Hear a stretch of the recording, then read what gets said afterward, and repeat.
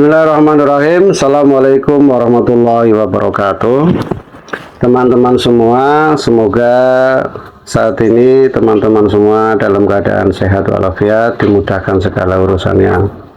Mohon maaf sebelumnya, di sini saya ingin membacakan beberapa nasihat. Semoga nasihat kali ini bisa bermanfaat untuk kita semua. Amin ya rabbal alamin. Nasihat kali ini yaitu berkaitan dengan doa. Yang pertama, doa itu adalah senjatanya untuk orang-orang yang beriman. Berdoa adalah senjata seorang mukmin yang mampu menembus apa yang tidak bisa ditembus oleh pedang. Berdoa adalah senjata seorang mukmin yang mampu menebas apa yang tidak bisa ditebas oleh pedang. Betapa besar nikmat Allah Subhanahu wa taala kepada seorang mukmin. Dia memberikan senjatanya yang sangat hebat dan tidak pernah bisa dirampas oleh musuhnya, yaitu berdoa.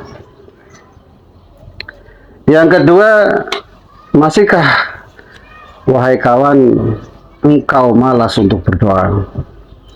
Ibnu Qayyim rahimahullah ta'ala berkata, apakah Anda merasa lemah padahal Anda mempunyai doa?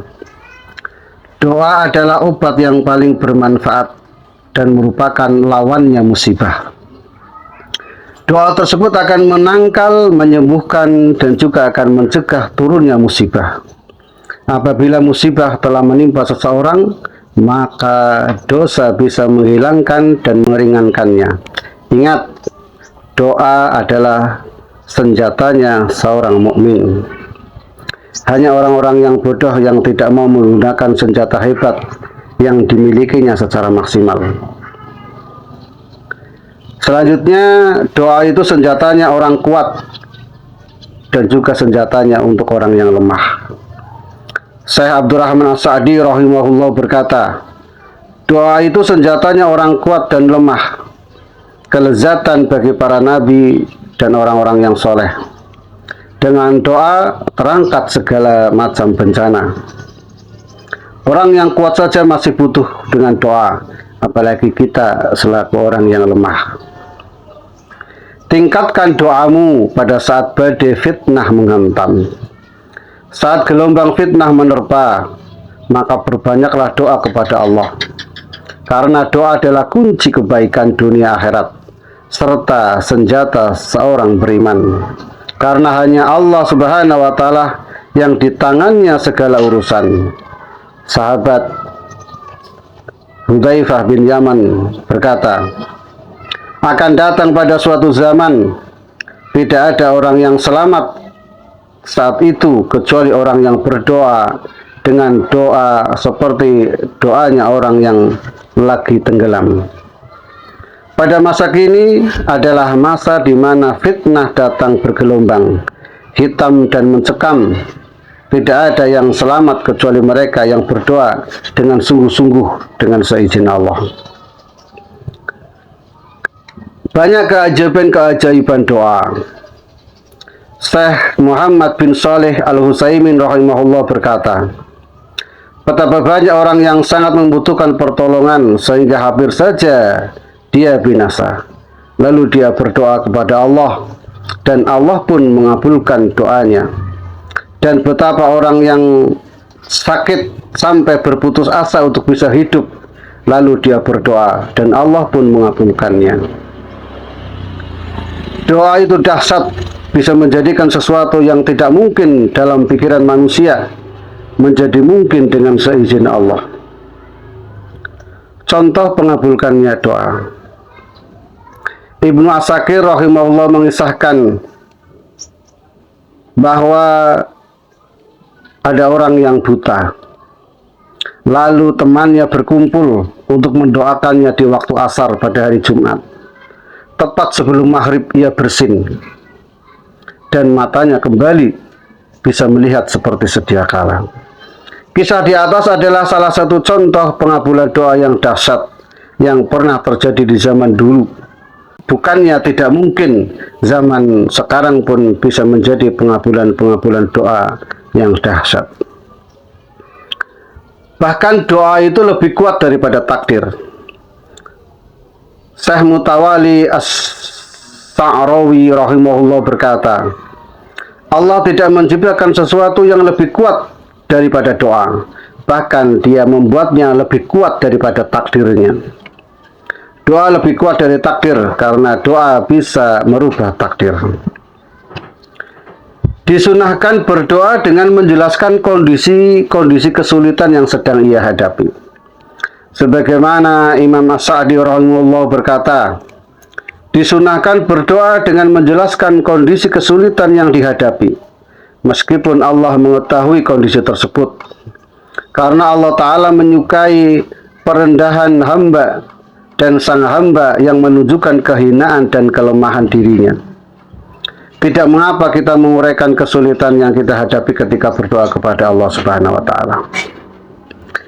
Jika engkau menyukai sesuatu, maka bersujudlah kepada Allah dan berdoa kepadanya. Syekh Sa'rawi rahimahullah berkata, jika kamu mencintai sesuatu, maka bersujudlah dan berdoa.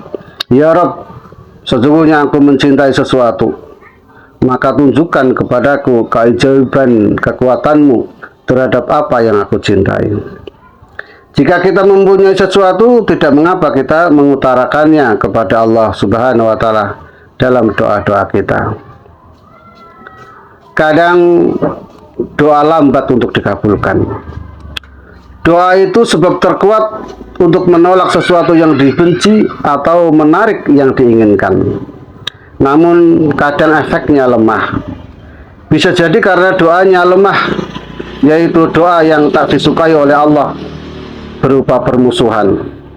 Bisa jadi hatinya yang lemah karena tak biasa taat kepada Allah, atau tak pas dengan waktu dikabulkannya doa, sehingga ia seperti busur panah yang rapuh sekali. Atau bisa jadi karena ada penghalang seperti makanan yang haram. Hendaklah kita selalu bermuhasabah mengapa doa-doa kita belum terkabul. Perhatikan dengan jujur dan teliti, kemudian bertekad untuk menghilangkan penghalang-penghalang doa kita. Saat doa lambat dikabulkan, Ibnu Jauzi rahimahullah ta'ala berkata, aku merenungkan secara seksama sebuah fakta yang mencengangkan. Seorang mukmin tertimpa sesuatu musibah, lalu ia berdoa dan terus berdoa, tetapi efeknya ternyata keterkabulan takjua menghampirinya. Saat keputusasaan telah mulai masuk ke jiwanya, ia menoleh ke dalam renung hatinya. Ia pun ridho pada takdir dan tak berputus asa dari rahmat Allah Azza wa Jalla. Dalam kondisi demikian, biasanya doa akan segera dikabulkan oleh Allah Subhanahu wa Ta'ala, karena pada saat itu iman telah bercongkol dan syaitan sudah berpamitan. Hal utama terkabulkannya doa adalah ketika hati seorang hamba kosong dari apapun dan siapapun yang menjadi harapan dan gantungkan, kecuali hanya Allah Subhanahu wa Ta'ala dan satu-satunya. Pada kondisi seperti itulah besar kemungkinan doa akan dikabulkan. Tetap ada kebaikan walaupun doa belum dikabulkan. Seorang hamba yang tinggi imannya dan sempurna mata hatinya akan melihat kebaikan walaupun doanya belum juga dikabulkan. Dia yakin pada Sang Pencipta dan perlindungan yang ketika memberi ataupun tidak pasti dengan hikmah. Dialah yang maha terpuji dalam segala urusannya. Yang bisa berserah diri dan tawakal dengan betul-betul pada Allah dalam masalah ini adalah orang-orang yang handal. Coba perhatikan dengan jujur dan dengan hati yang jernih. Meskipun doa-doa kita belum terkabul, pasti sudah nampak kebaikan-kebaikan yang ada pada diri kita atau yang kita alami. Sebelum dikabulkannya doa, kebaikan-kebaikan dari doa-doa telah turun sedikit demi sedikit. Bahkan sebelum dikabulkan, kebaikan-kebaikan dari doa telah turun sedikit demi sedikit dalam bentuk kesehatan, bahu yang kuat, duka yang berangsur lega, juga rasa sabar untuk terus melanjutkan hidup. Sekali lagi, lihat dengan cermat dan jujur, meskipun doa utama kita belum terkabul, tetapi telah mengalir deras kenikmatan-kenikmatan dari Allah karena doa-doa kita. Karena itu, sekali lagi, jangan pernah berputus asa dan letih untuk berdoa.